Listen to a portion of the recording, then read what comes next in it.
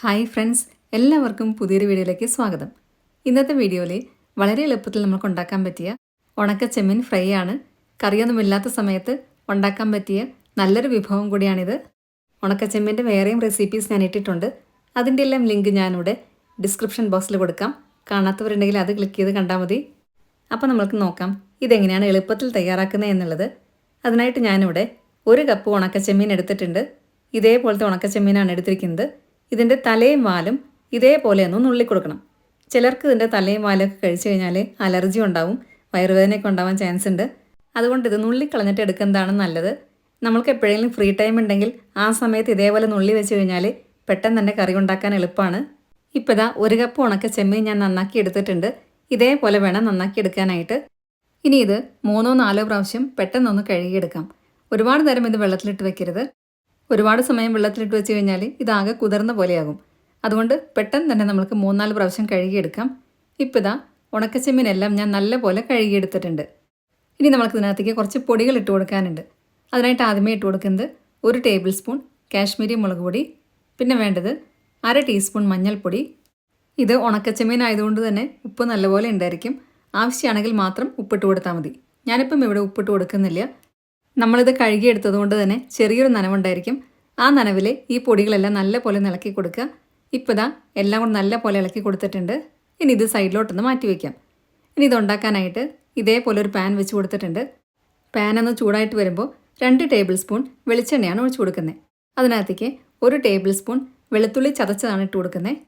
അതിൻ്റെ കൂടെ തന്നെ 1/4 കപ്പ് ചെറിയ ഉള്ളി ചതച്ചതും കൂടി ഇട്ട് കൊടുക്കുന്നുണ്ട്. എല്ലാം കൂടെ നല്ലപോലെ ഇളക്കി കൊടുക്കുക. കൂടെ തന്നെ കുറച്ച് കറിവേപ്പിലയും കൂടി ഇട്ട് കൊടുക്കുന്നുണ്ട്. എല്ലാം കൂടെ നല്ലപോലെ ഒന്ന് വഴറ്റിയതിന് ശേഷം ചതച്ച മുളക് പൊടിയും കൂടി ഇട്ട് കൊടുക്കാനുണ്ട്. ഒരുപാട് ബ്രൗൺ കളറൊന്നും ആകേണ്ട ആവശ്യമില്ല. ഉള്ളിയും വെളുത്തുള്ളിയും നല്ലപോലെ ഒന്ന് വഴന്ന് കിട്ടിയാൽ മാത്രം മതി. ഇപ്പോൾ ഇതാ ഇതിവിടെ ഏതാണ്ടൊക്കെ വഴന്നു വന്നിട്ടുണ്ട്. ഈ ഒരു സമയത്ത് നമുക്ക് ഇതിനകത്തേക്ക് ചതച്ച മുളക് പൊടി ഇട്ട് കൊടുക്കാം. 1 ടീസ്പൂൺ ചതച്ച മുളക് പൊടിയാണ് ഇട്ട് കൊടുക്കുന്നത്. എരിവ് കൂടുതൽ വേണമെന്നുള്ളവരാണെങ്കിൽ 2 ടീസ്പൂൺ വരെ ഇട്ട് കൊടുക്കാം. വീണ്ടും എല്ലാം കൂടെ ഒന്നുകൂടെ ഒന്ന് വഴറ്റിയെടുക്കുക.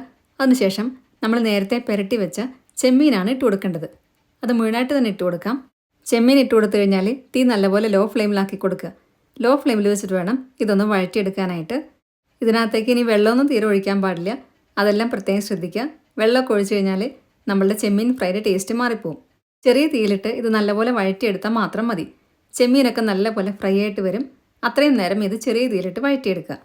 കുറച്ചൊന്ന് ഫ്രൈ ആയി വന്നു കഴിഞ്ഞാൽ നമുക്ക് ഇതിൻ്റെ ഉപ്പ് നോക്കാം. ഉപ്പ് ആവശ്യമാണെങ്കിൽ കുറച്ചും കൂടി ഇട്ട് കൊടുക്കാം. ഞാൻ നേരത്തെ പറഞ്ഞ പോലെ ഉണക്കച്ചെമ്മീനായതുകൊണ്ട് ഉപ്പ് നല്ലപോലെ ഉണ്ടായിരിക്കും. അതുകൊണ്ട് നോക്കിയിട്ട് മാത്രം ഇട്ട് കൊടുത്താൽ മതി. ഇപ്പോൾ ഇതാ നമ്മളുടെ ഉണക്കച്ചെമ്മീൻ ഫ്രൈ ഇവിടെ തയ്യാറായി കഴിഞ്ഞു. നല്ല ടേസ്റ്റാണ് ഇതിന്. ചോറിൻ്റെ കൂടെയും കഞ്ഞിയുടെ കൂടെയൊക്കെ നല്ല കോമ്പിനേഷനാണ്. ഈ ഒരു ഉണക്കച്ചെമ്മീൻ ഉണ്ടെങ്കിൽ വേറൊന്നും നമ്മൾക്ക് ആവശ്യമില്ല. ഇതുപോലെ നമ്മൾ ഉണക്കമീനൊക്കെ കുറച്ച് വാങ്ങിച്ചു വെച്ച് കഴിഞ്ഞാൽ മീനൊന്നും കിട്ടാത്ത സമയത്ത് വളരെ എളുപ്പത്തിൽ നമുക്ക് ഉണ്ടാക്കാൻ പറ്റിയ നല്ലൊരു വിഭവം കൂടിയാണിത്. അപ്പം എല്ലാവർക്കും ഇന്നത്തെ വീഡിയോ ഇഷ്ടമായെന്ന് വിചാരിക്കുന്നു. വീഡിയോ ഇഷ്ടമായിട്ടുണ്ടെങ്കിൽ നിങ്ങളുടെ ഫ്രണ്ട്സിനും റിലേറ്റീവ്സിനൊക്കെ ഷെയർ ചെയ്യാൻ മറക്കരുത്. സബ്സ്ക്രൈബ് കൂടെ ചെയ്യുക. അതിൻ്റെ സൈഡിലുള്ള ബെല്ലൈക്കണിൽ ഓൾ എന്നുള്ള ഓപ്ഷനോടെ ക്ലിക്ക് ചെയ്യുക. അപ്പോൾ നെക്സ്റ്റ് ടൈം ഞാൻ വീഡിയോ ഇടുമ്പോൾ പെട്ടെന്ന് തന്നെ നിങ്ങൾക്ക് നോട്ടിഫിക്കേഷൻ വരുന്നതായിരിക്കും. ഇനി ഫേസ്ബുക്കിൽ കാണുന്നവരാണെങ്കിൽ നമ്മുടെ പേജ് ഫോളോയും ലൈക്കും കൂടെ ചെയ്യാൻ മറക്കല്ലേ.